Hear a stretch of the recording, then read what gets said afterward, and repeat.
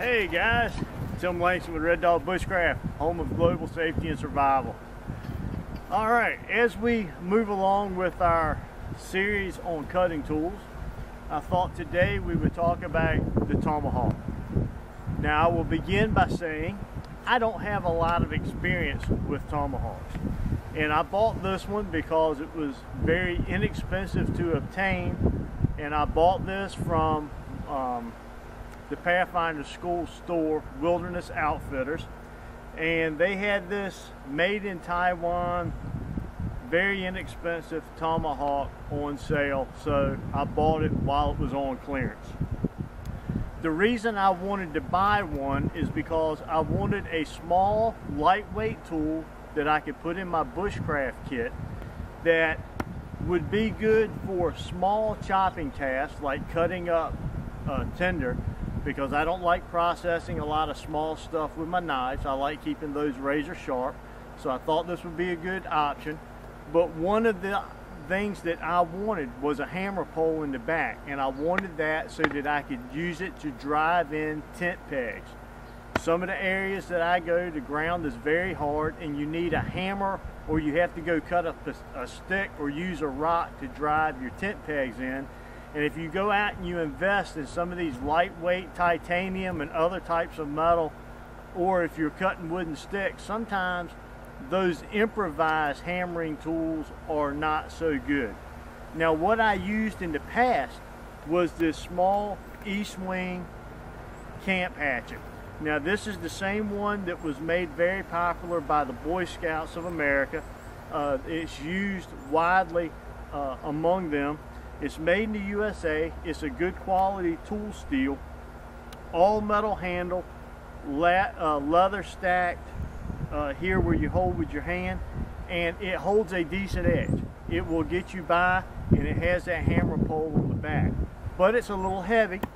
And all of the talk about the Tomahawk and going back to the days in the traditional era, they talked about this being able to be used as a weapon, being able to use it as a grabbing tool, other functions that you could utilize this for that may have been a little bit more advantageous than the camp hatchet.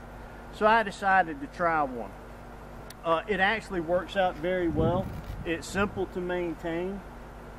On most of my axes and such, I use a puck, and I really don't find that quite necessary with this particular tool. I really use two things as far as maintaining them. One is a fine file, and we'll cover sharpening in another video, but basically what I do is I hold this and I go straight across. I don't try to go with the curve here. What I'm doing is simply pushing across. You go and you find the proper angle and you strike this way, and then I just change hands and I do the same thing on the other side. It's hard for me to see here in the camera, but I go this way.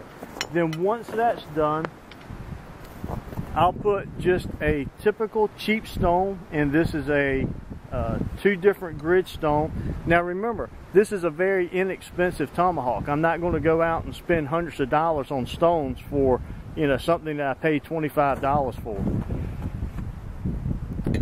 Then finding that edge once again, long strokes taken, running down the stone, same number on both sides, and then we slip over to the side of the whetstone that is the smoother side, less coarse. And usually on this side I start this rubbing pattern, and I start doing this until I have that mirrored finish on the edge, and I try to keep the same amount of time on one side as I do the other. And I want to tell you, for a inexpensive Tomahawk, this thing gets a good edge on it and it holds up extremely well. So do I think this is a viable cutting tool to use camping? I must say yes, I do. When I'm going out in the eastern woodlands and I'm not planning on using it to construct a lot of shelter, when I'm not cutting large amounts of firewood where I'm going to have to do any splitting, I I do like the function of this. It does have the advantage that you can take this head off because it's larger up here than it is at the where you hold on to the handle. So by simply beating it, you can slide this head down.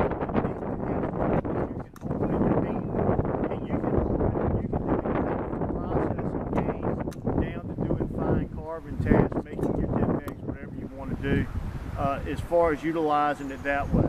The other thing that's nice about it is that if this handle was to break, you can literally go out and take a limb off of a green tree, cut it and carve it down, and as long as it's smaller on this end and slowly tapers up, and you have a larger area here like a knot that head will not slide over, you can sit there and take your knife and you can whittle down, or even using the head, you can shave this down enough that you can manufacture another handle out in the woods quite easily.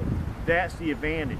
There's several videos out there on that, and I encourage you to watch them. Dave Canterbury did one on his channel, Wilderness Outfitters, did a really cool job.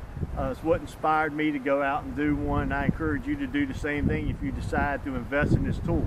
Just remember that with all of the talk of this being a defensive weapon and the fact the soldiers using them nowadays again as an intimidation weapon, all of that's true, but the real purpose of this is for having a lightweight cutting tool, something that you're going to be trekking over long distances, but yet you still want the ability to pound in some stakes or whatever you need to use the hammer pole for, and you want a small chopping edge that you can use for processing smaller woods around camp.